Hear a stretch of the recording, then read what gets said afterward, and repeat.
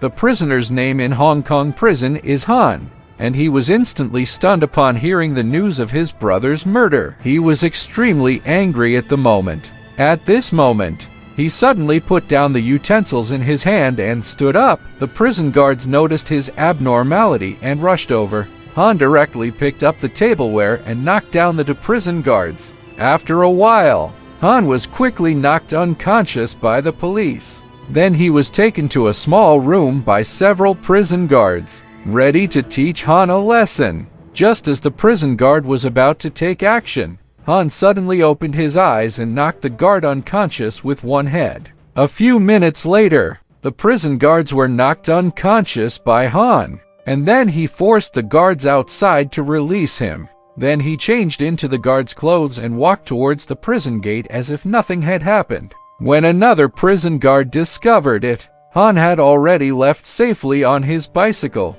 In order to find the truth about his brother's death, he came to the United States alone. When he was about to take a taxi, he was rejected by the driver with a bad attitude. At this point, Han could only start the car himself. But just as he was about to leave, a girl suddenly came in. As soon as she got into the car, she arrogantly threw out $50 to Han and urged him to drive quickly. She said there were bad people following her behind, and Han saw this situation and directly took her to escape from this place. Immediately after, Han arrived alone at his younger brother's house and looked at the photo with him on the wall, feeling extremely sad. Originally, Han used to be an excellent Hong Kong police officer, while his father was the leader of the largest Chinese criminal group in the United States. He lost his job and worked as a prisoner for several years because he helped his father. It was not until he received the news of his younger brother's murder that he escaped from prison regardless of everything.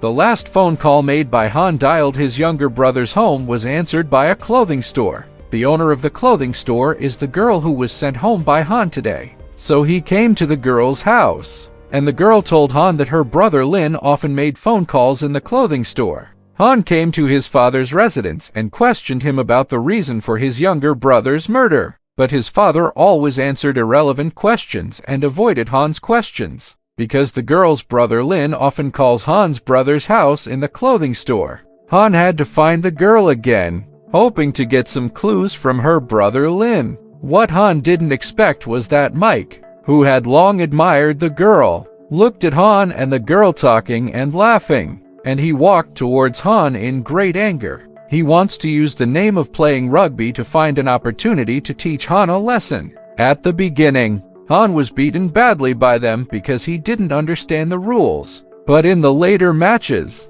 Han no longer forgave and played the ball in a kung fu style. Later, when the girl was preparing to go find her brother with Han, she found out that her brother had died unexpectedly last night. Faced with such a result, the girl chose to prepare with Han to thoroughly investigate these matters. Han returned to his younger brother's house and saw that someone had already broken into his house. He concluded that there must be some secret in his younger brother's house. After a while, Han saw his brother's car in the broken photo on the ground, and then found the car key on the table. He came to the parking lot with the key, and to his surprise, he found his brother's car. He actually found a mysterious cane from the car, and the note hidden inside the cane recorded some addresses. Han brought the girl to the place written on the note. Just as the two were about to inquire about the situation with the bar owner, Mike walked in. Mike came here with the intention of acquiring this bar.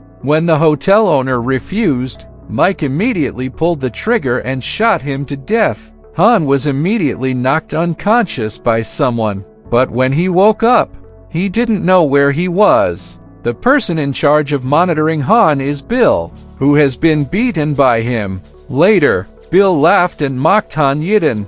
Faced with these people, Han only took a few minutes to kill them. The girl's father is the leader of the underworld, and Han's father often hires the girl's father to do some illegal things. Han's father sold the land obtained through violence to local elites at a very high price in order to obtain generous rewards, and the girl's father refused the other party directly. Mike, a subordinate of the gang leader, didn't want to see the $38 million he was about to receive leave him. He captured the daughter of the gang leader to force him to compromise, and even revealed all about killing the gang leader's son. The angry triad leader rushed forward regardless of everything, but was directly shot by the young and strong Mike. Both sides also took out their weapons and started fighting. Just as Mike was sorting out the scattered land deeds on the ground, Han suddenly appeared and Mike told Han, "Your brother's death is related to your family." At this moment, Mike was shot dead by the girl. Subsequently,